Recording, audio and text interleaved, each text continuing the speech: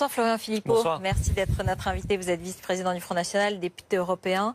Ça bouge quand même un peu dans les sondages. On a vu à gauche Jean-Luc Mélenchon qui grimpe.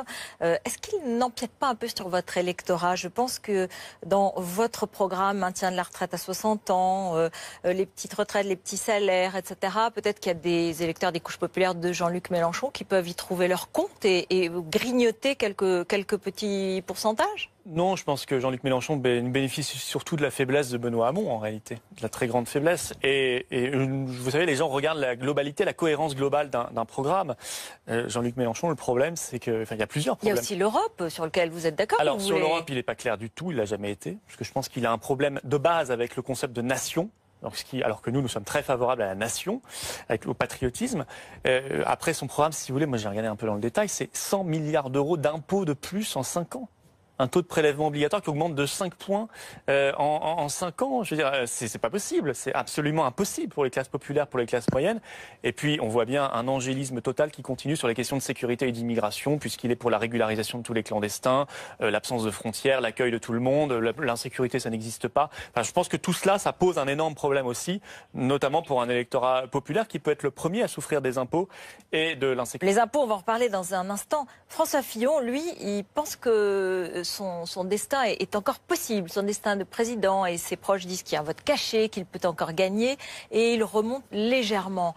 Est-ce que c'est possible? Vous vous adressez peut-être pas beaucoup à ces électeurs, puisque votre programme, et je le répète un peu, votre programme économique était quand même orienté vers les plus démunis, les petites retraites, les petits salaires, la sortie de l'euro évidemment, qui peut inquiéter peut-être les électeurs de François Fillon, et donc lui laisser quand même son espace. De toute façon, nous n'irons jamais sur le programme économique de M. Fillon, qui est une horreur. Nous ne proposerons jamais la destruction de la sécurité sociale, l'augmentation de la TVA, la suppression de l'ISF, la suppression de 500 000 fonctionnaires et donc des services publics dans la ruralité. Jamais nous n'irons sur ce programme. On lui laisse bien volontiers et on préfère nettement le nôtre.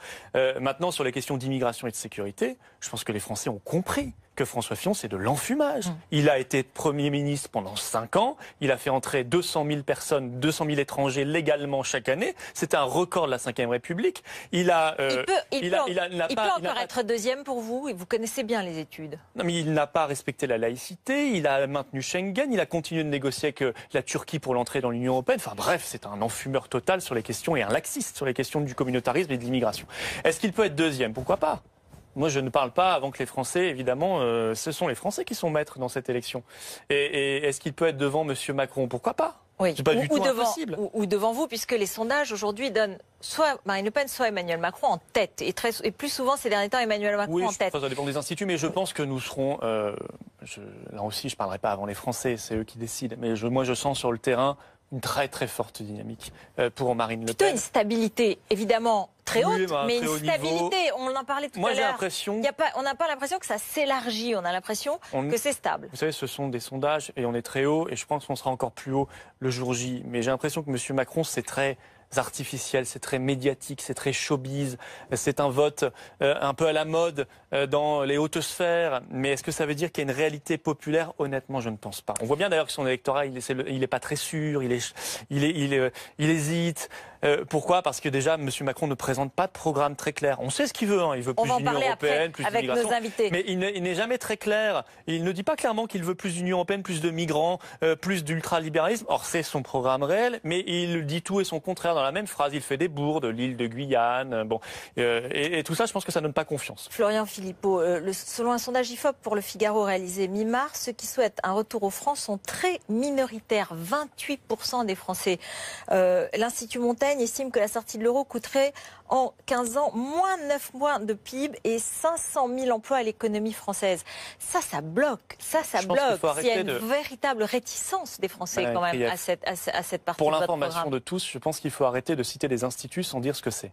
L'Institut Montaigne... Oui, c'est un des instituts, mais il y en a d'autres, bien sûr. L'Institut Montaigne, aujourd'hui, il est présidé par M. Bigorgne, et je trouve que le mouvement En Marche d'Emmanuel Macron, il est domicilié aussi chez M. Bigorgne. Oui. Et il a été présidé par M. Decastre, que vous aurez tout à l'heure. Mais il y a d'autres instituts qui donnent aussi ce type de chiffres. Ce sont des instituts qui sont politisés, qui sont parti pris. Il a été présidé par M. Decazes jusqu'en janvier, qui est un soutien de M. Fillon. Donc il faut arrêter de faire peur aux gens. La monnaie nationale, c'est indispensable pour redresser la compétitivité. Ceux qui vous disent l'inverse, en fait, qu'est-ce qu'ils veulent faire? Soit ils augmentent la TVA et détruisent la sécurité sociale, c'est M. Fillon. Soit ils augmentent la CSG, c'est M. Macron, ce qui ferait très mal aux retraités.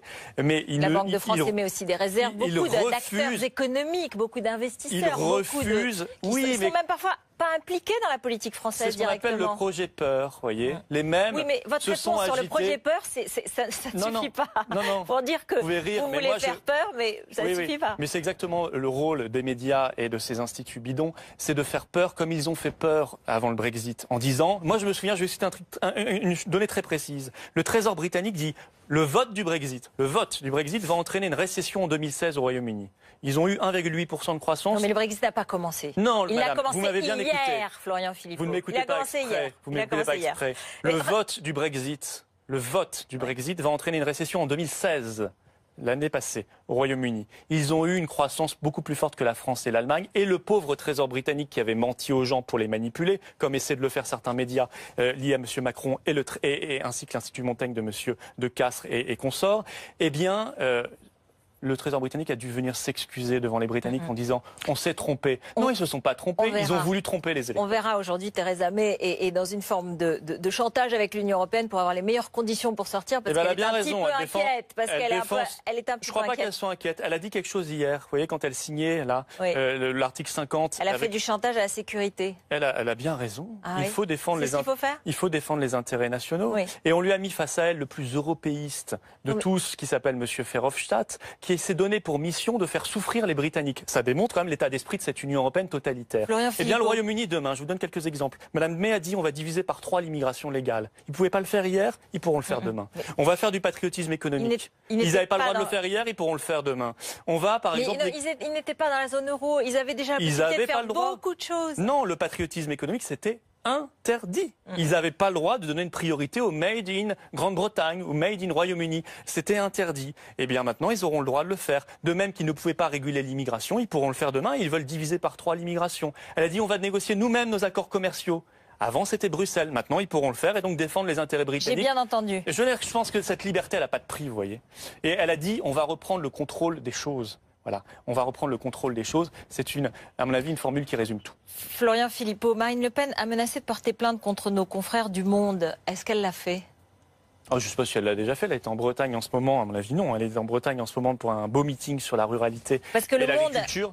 Le Monde a révélé le contenu de mails envoyés par le trésorier du Front National dans lequel il évoque le fait que le Front National peut faire des économies, je cite, sur le dos du Parlement européen. Si nous faisons des économies importantes grâce au Parlement européen, si nous obtenons des reversements supplémentaires, et puis il donne un certain nombre de noms d'assistants parlementaires qui n'ont jamais vu Bruxelles ni Strasbourg, et qui du coup fait que votre parti devrait 1 106 307 € à l'Union européenne, c'est-à-dire à nous tous, aux contribuables européens. Tout cela est faux. Donc Le Monde a trouvé un mail en 2000, enfin Le Monde, c'est-à-dire un enquêteur de perquisition a donné au Monde, peut-être contre de l'argent d'ailleurs, il y a peut-être un système de corruption d'ailleurs derrière tout ça, a donné au Monde une pièce, donc a violé le secret de l'instruction, et peut-être contre de l'argent. Et il se trouve que notre trésorier dit oui, grâce au bon score aux européennes, nous allons faire des économies. Oui, bien sûr. Parce que par exemple, moi j'étais salarié du Front National.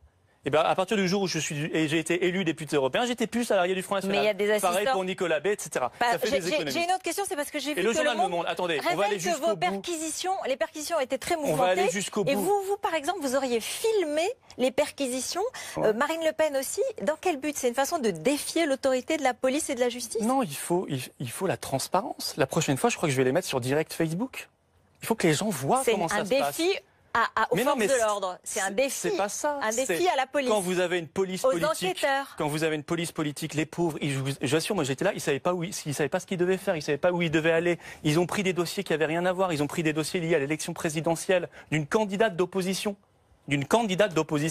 On envoie la police de l'État pour venir chercher des dossiers liés à la présidentielle. Il faut que les gens voient ça. Moi, la prochaine fois, je les mets sur ma chaîne YouTube. Je leur demande de dire, mettez des pouces bleus, vous voyez. Mais il faut que les gens voient ça. Il faut se rendre compte des dérives antidémocratiques de plus en plus graves dans notre pays. Maintenant, le journal Le Monde, c'est quoi? Parce qu'il faut aller au bout du système quand même. Le journal Le Monde, il est propriété de M. Berger.